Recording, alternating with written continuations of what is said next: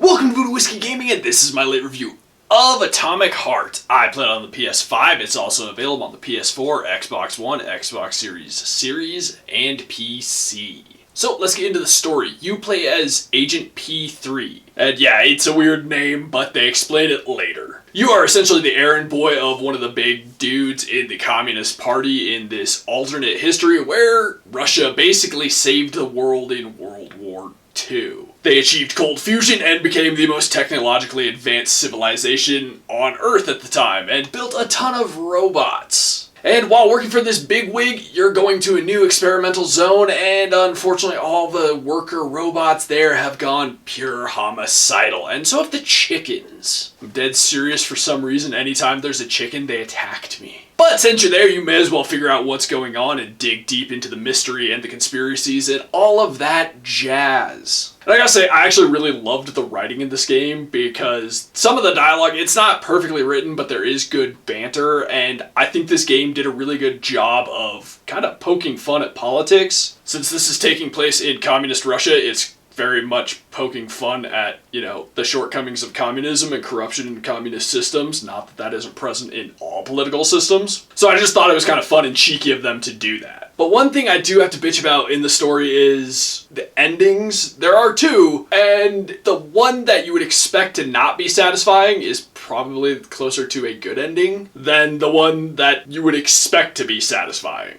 And that ending is the one that I got, and I was a little disappointed by it. It was just kind of weird, and I don't know what they were thinking when they went with it. As for the voiceover work, for the most part, it's pretty good. I think some of the characters sound a little weird, but overall I think they did well. The robots are just as creepy as they really need to be because they also look fairly uncanny and creepy. As for the music, for the most part, I really enjoyed the music in this game. They have some really awesome songs, and the music is really well done, which isn't entirely surprising given we all know who directed the music. I mean, let's be real, Mick Gordon is kind of a legend when it comes to music in video games. As for the sound effects, I think the sound effects are good. I think they did a really awesome job with all of the sound effects. From the weapons to the different kind of robots to just the sounds when you're in a building, when you're out of a building, just all of that was very well done, and it fit very well with what was going on in this whole sci-fi action thing. So let's get on to the gameplay mechanics and whatnot, and this is a first-person sci-fi action game with a lot of upgrading. And I will say, I think the trailers made this look more like a horror game than it is. It is not a horror game at all, unless you're absolutely terrified of things like robots, and then I guess it would be horrifying for you.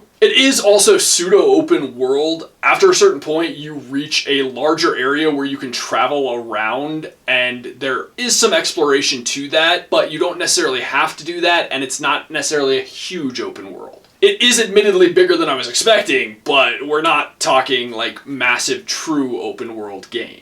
And I think they could have done a few of those things better. There are certain areas where you need to find like the camera controls so that you can unlock test zones, so you can get all the stuff to upgrade all your stuff. And I think that could have been done better. You should be able to see that more easily on the map. And the problem is, the thing that gives you a bird's eye view, you have to find the camera controls before you can get a bird's eye view. So it's kind of like chicken and egg. Like getting that bird's eye view would really help you find those, but you have to find them before you can do this. So you get what I'm saying. Also, one thing that annoyed me on the map is once you clear a test zone, it doesn't clear from the map, which is weird, and it really should. Now, I mentioned there is a lot of upgrading in this game. Every time you kill an enemy, you can loot them. There's tons of looting of supplies. It's not like gun looting. Which they also did a really cool thing with is you can really loot in mass, and that's just an awesome element. You hold down one button and you can just keep it held down and go up and down all the shelves, and it's awesome. I liked that a lot. You can walk over all the enemies you've defeated and just loot off of them while just holding this one button down. I think they give you a good variety of weapons to fight the different robots. They also give you a good variety of enemies, so you don't really actually have to mix up your tactics too much. I think that is kind of a missed opportunity, because you also get these special polymer abilities like electrocution, telekinesis, frost, and really I found myself predominantly using electrocution.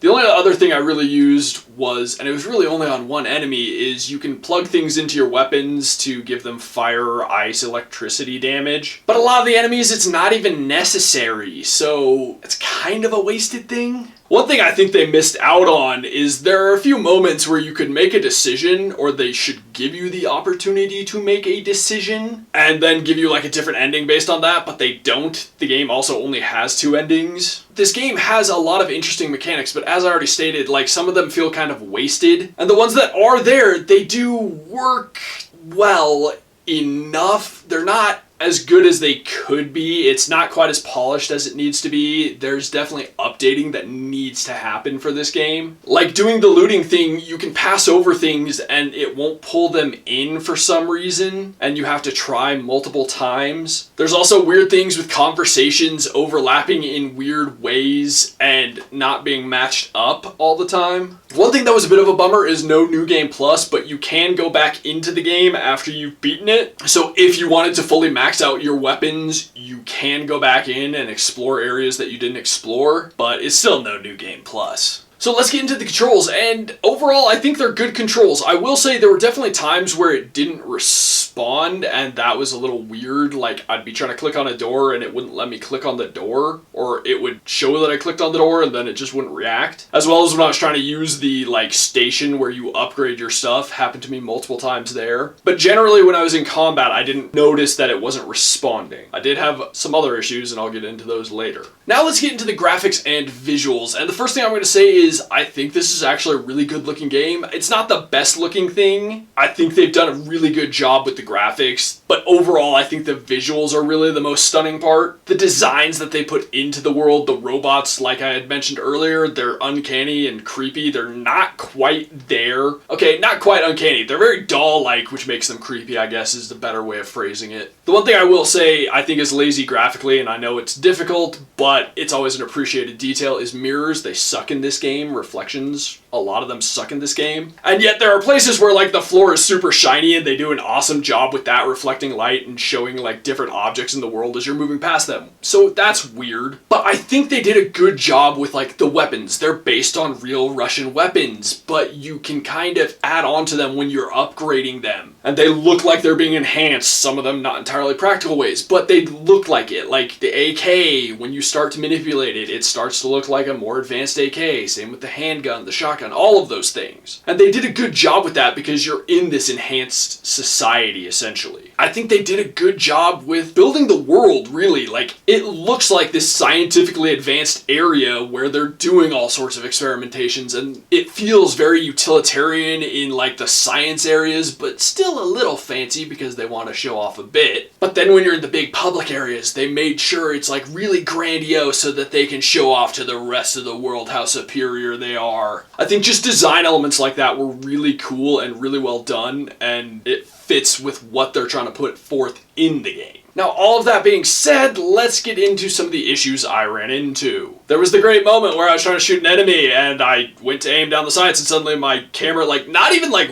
whipped, it just was suddenly looking in a completely different direction behind me. It was unpleasant. Didn't kill me, weird, and I don't like that. It happened to me a couple other times after that, which, again, annoying. There are also areas in the world that are just kind of poorly put together and you can really easily get stuck, and getting unstuck is unneededly difficult, or you have to actually go back and reload, which I had to do. I was not amused. There was also a great moment where I was riding in an elevator. I paused. When I came back and unpaused, I fell through the world and didn't die, so I had to again reload. From a visual standpoint, I ran into a few enemies where they were like weird and stretched out, like the textures were being stretched and it was weird looking, like I said. Or there were times where posters or something, I don't know if it was inside the building or outside the building, but I was walking up to it and it looked like it was warping in and out of the wall, so that was unpleasant to see. I know I'm forgetting a couple of other things, but I'm just gonna go into the wrap up. This is a pretty good game. I didn't like the ending. That definitely took away the quality for me, a bit of it anyways. Everything in this game is like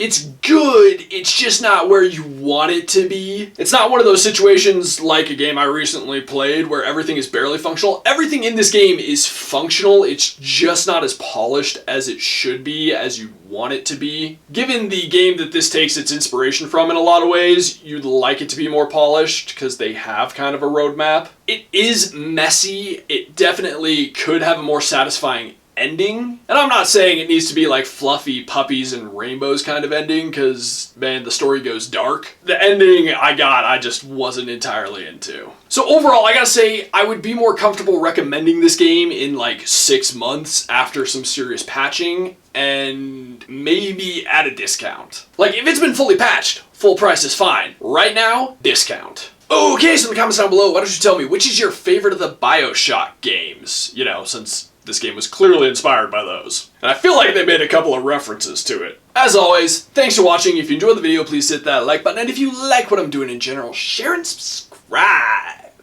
Have a good one.